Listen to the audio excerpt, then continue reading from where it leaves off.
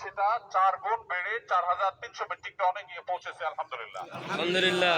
আজকের দিনে যে কাভার্ড ভ্যান গুলো ভরা হয়েছে, 8টি কাভার্ড ভ্যান ইতিমধ্যে ফিল আপ হয়েছে, 8টি আরো বেড়েছে, 12টি কাভার্ড ভ্যান ইতিমধ্যে ফিল আপ হয়ে গেছে।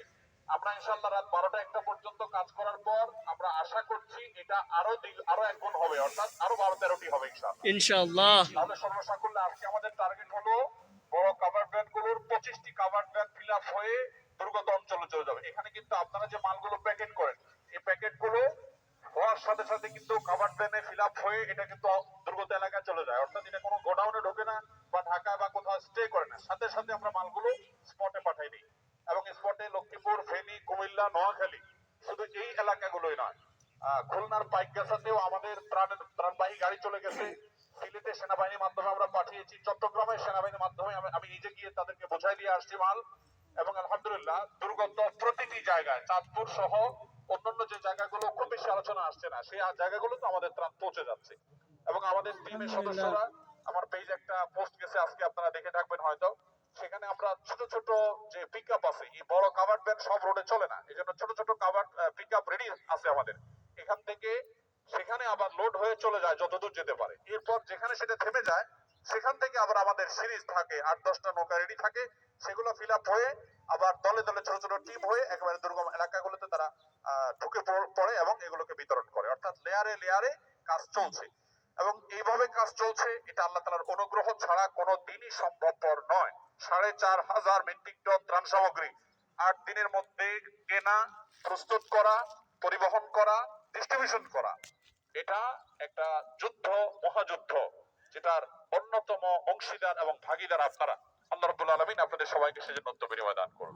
আমিন। ভাইরা আমার, আমাদের টার্গেট হলো আজ এবং আগামীকাল রাত এবং দিন একাকার করে আমরা কাজ করতে চাই, এবং 400 মেট্রিক টন ত্রাণ সামগ্রী আমরা এই 2 দিন 2 রাতের মধ্যে কমপক্ষে প্রস্তুত করার টার্গেট নিয়েছি, যাতে করে রবি সোমবার খুব বেশি একটা কাজ আমাদের হাতে না থাকে। কারণ আপনারা জানেন যে অনেক অফিস আদালত আছে রবি সোমবারে, আমরা এই শনি রোববার শুক্র শনির মধ্যে শেষ করতে চাই।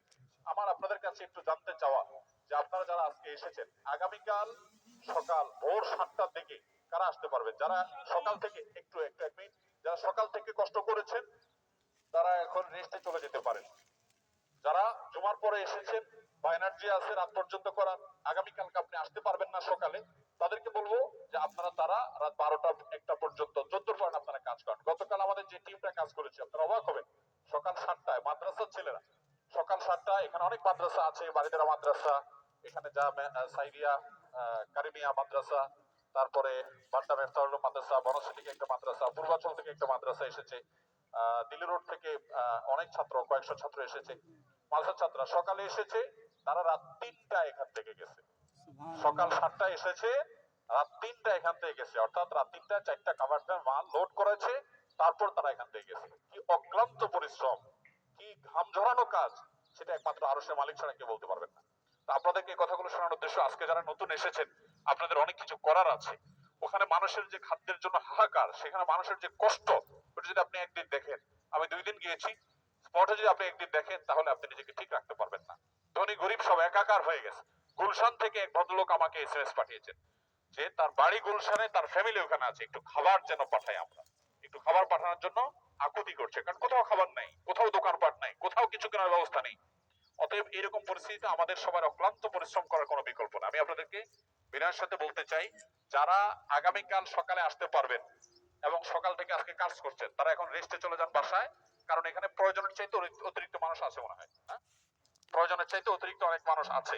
সো আমরা চাচ্ছি যারা কালকে ভোরে আসতে পারবেন তারা আজকে চলে যান, কালকে ইনশাআল্লাহ একদম ফজরের পর ভোরে আপনারা চলে আসেন, আমরা আবার নতুন করে কাল থেকে কাজ শুরু করবো ইনশাআল্লাহ। আর যারা একটু পরে আসছেন বা কাল সকালে আসতে পারবেন না, তাদেরকে অনুরোধ করবো 12টা 1টা পর্যন্ত আপনারা কন্টিনিউয়াসলি কাজটা চালিয়ে যান। আর আগামীকালকেও কিন্তু সেকেন্ড শিফটে, অর্থাৎ বিকাল 4টা থেকে নিয়ে একেবারে 12টা পর্যন্ত আমরা কাজ করব।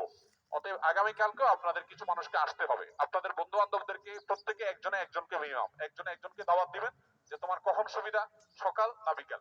আমরা এটাকে যে কোনো মূল্যে কাল রাতের মধ্যে ক্লোজ করতে চাচ্ছি, কারণ হলো এর পরের ধাপে আমাদের চাল বিতরণ করতে হবে। চাল যে অনেক পাওয়া যাচ্ছে তা না, আমরা একটা এক্সপেক্টেড এবং তাদের কাছে যে রেট নিচ্ছে সেই রেটটা আমরা মিডিয়াতে জানিয়েছি, কিন্তু আমরা চাল যে পরিপূর্ণভাবে সব পাচ্ছি তাও না, কারণ প্রচুর পরিমাণ আমরা যে স্কেলে চাল নিচ্ছি প্রায় 2500 মেট্রিক টন চাল, এটা দিতে পারছেন না কোনো একক ভাবে, তো দূরের কথা কয়েক জায়গাতে কালেক্ট করে এটা মেলানো কঠিন হয়ে যাচ্ছে।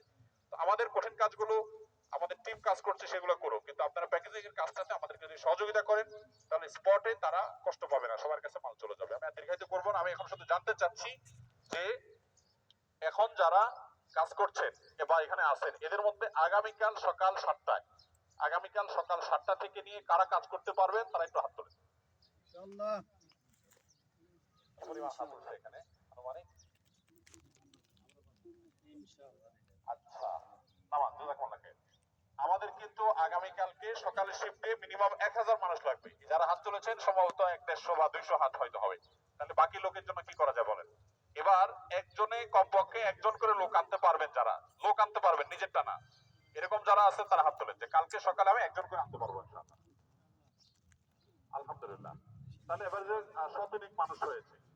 আর বাকি যারা আছেন যারা কমিটমেন্ট করতে পারছেন না, আপনাদেরকে বলবো আপনারা একটু নিয়ত করেন যে আপনি নিজে অথবা অন্য কাউকে উদ্বুদ্ধ করে পাঠিয়ে দেন, কারণ আমাদের কালকে ফুল ফেজে কাজ চালাতে হবে যে কোনো মূল্যে।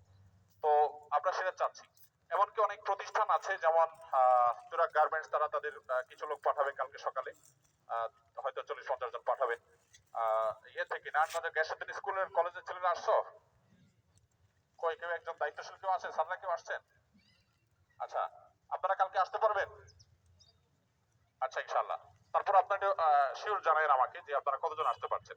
আমাদের আগামী কালকে অনেক লোক দরকার, এই জন্য আপনাদেরকে আবারও আমি বলছি মেহেরবানি করে আপনারা নিজ নিজ উদ্যোগে, প্রয়োজন আপনি একটা পোস্ট দিলেন আপনার আইডি থেকে, ঠিকানা দিয়ে দিলেন, যারা আসতে চায় তাদেরকে যেন চলে আসতে পারে।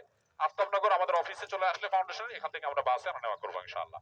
তাহলে কালকের কাজটা সাকসেস করার জন্য আপনাদের সহযোগিতা চাচ্ছি, আপনারা সবাই করবেন তো ইনশাআল্লাহ? ইনশাআল্লাহ। এই জন্য আপনারা অন্যদেরকে উদ্বুদ্ধ করেন, নিজে আসতে না পারলে আর সম্ভব হলে নিজে আসেন। যাদের কালকে কাজ, বিশেষ কোনো কাজ নেই, মনে রাখবেন আর 4 দিন 5 দিন পর বা 2 দিন পর আপনি চাইলেও আর এই সেক্টরে কাজ করতে পারবেন না, আপনি চাইলেও আপনাকে আমরা সেই অ্যাক্সেস হতে দিতে পারবো না।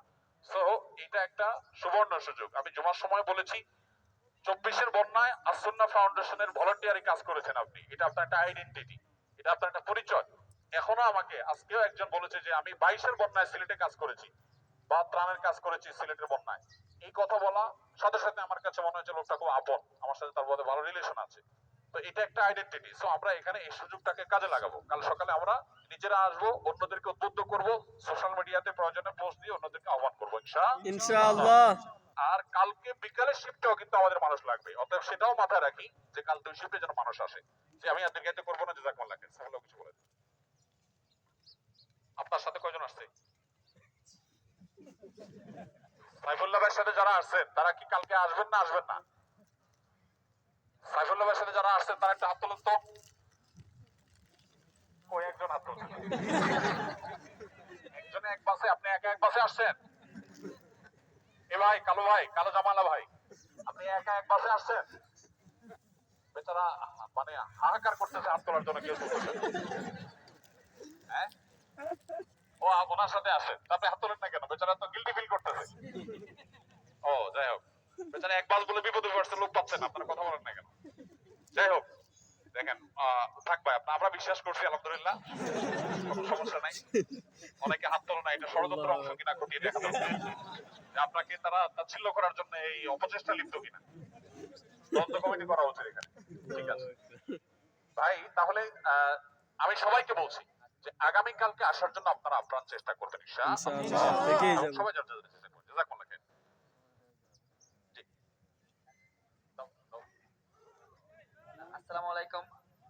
আপনারা একটু লক্ষ্য করবেন, আমরা একসাথে এখান থেকে 4টা গাড়ি লোড করবো ইনশাআল্লাহ। 2টা গাড়ি লোডে আছে আর 2টা গাড়ি এই 4টা গাড়ি লোড করবো। বিশেষ করে